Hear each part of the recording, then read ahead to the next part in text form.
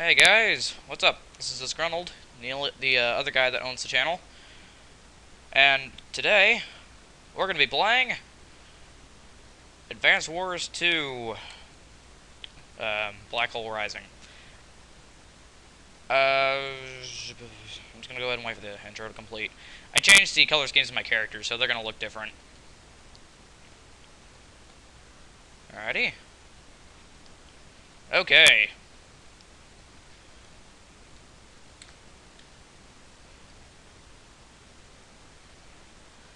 Now, let's see here. We are going to... I should come with a plan here. We're going to go straight to the war room since I've currently been trying to get through the campaign, so we're not going to do that yet.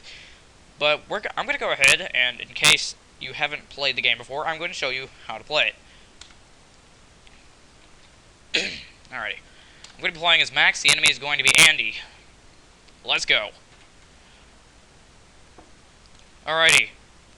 Starts out as day 1, I'm playing as Max. So what you want to do first is you have these buildings right here. These are called bases. What you can do with the bases is you can buy units. These units can fight for you. The infantry units, infantry and mech, can capture bases. I'm going to go ahead and show you that.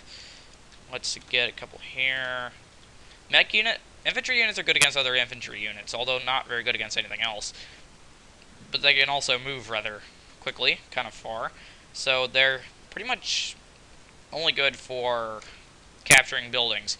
The mech units are really good for taking out vehicles and that kind of thing. I'm out of money.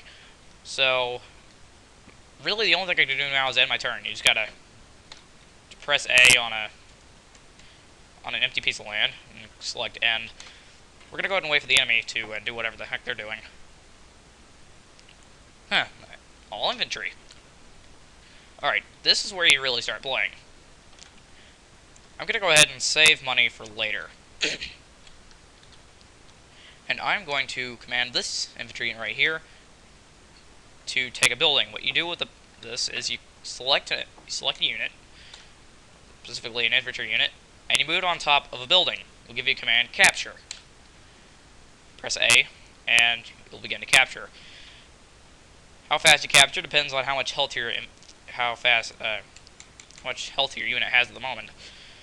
And so make sure it's at full health if you're going to go try to capture something. What I'm going to do is I'm going to try to capture these two buildings. And we are going to move the mech unit out this way. We could, if we wanted to, we could make some more units. However, I don't see that as necessary at the moment, so I'm going to go ahead and end my turn.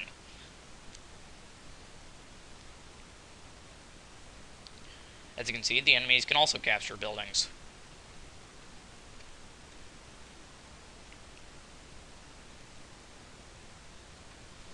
Alright, let me point out something before I go any further. This is your HQ. Do not let that be captured under any circumstances whatsoever. If it gets captured, then you automatically lose. Now, we're going to go ahead...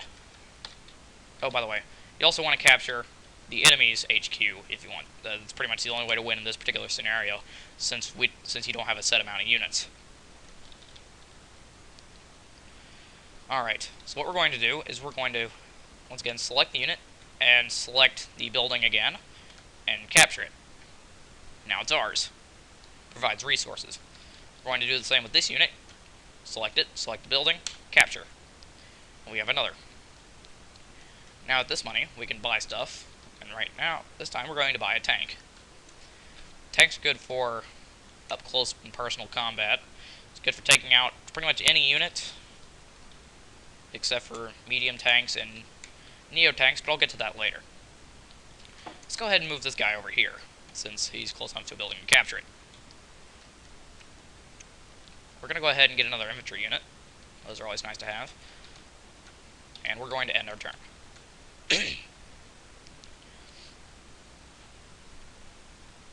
I notice that now he's capturing bases. gives him resources. Now he has 3.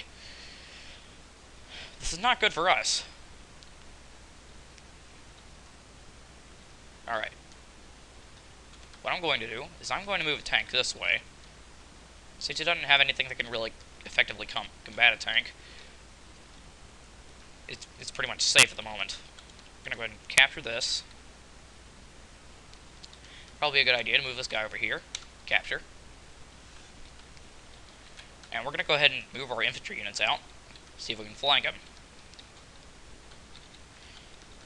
You gotta have really good strategy in this game. Otherwise, you're probably not going to make it very far, especially in the campaign. Things get tough pretty quickly. Now then, what you're going to want to do now is end the turn, since there's no more units to move. Now it's Andy's turn.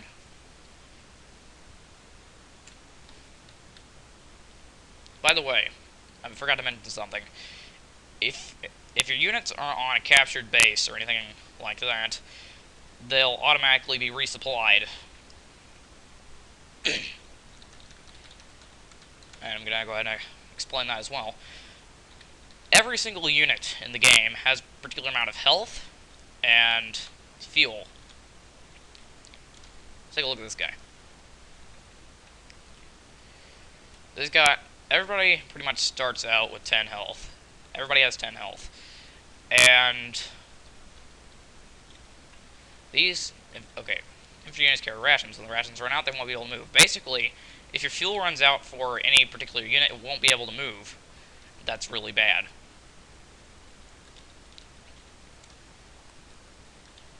And health, of course, is the health of the unit, and if it runs out, it's automatically destroyed. What we're going to do is move our units upward this way. Like I said, we're going to try to flank them.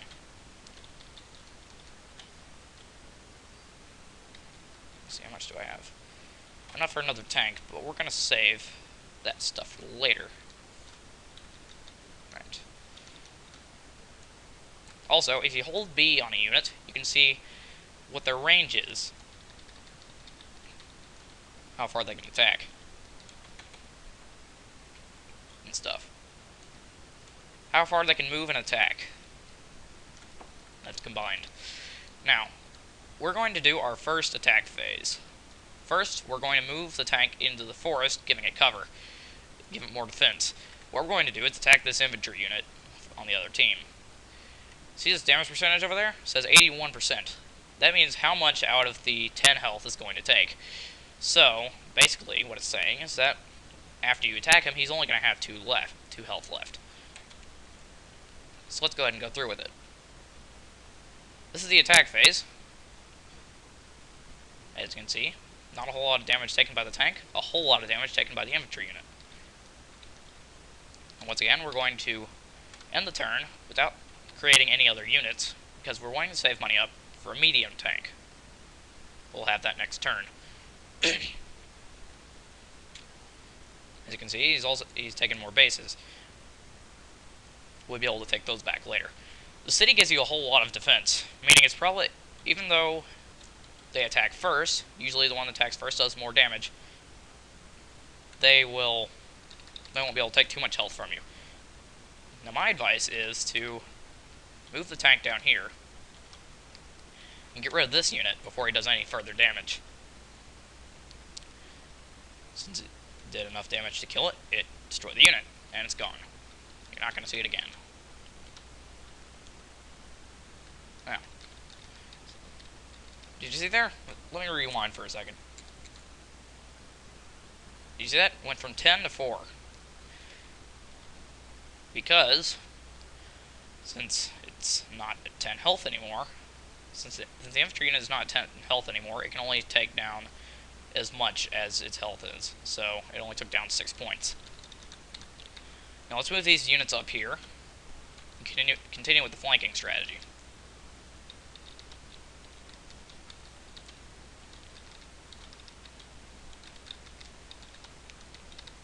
Oops. By the way, you can also cancel a move if you want to, if you need to.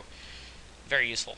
Now, forget the medium tank. We're going to go ahead and, okay, the medium tank, all you need to know about it is that this unit is pretty much the tank, just stronger.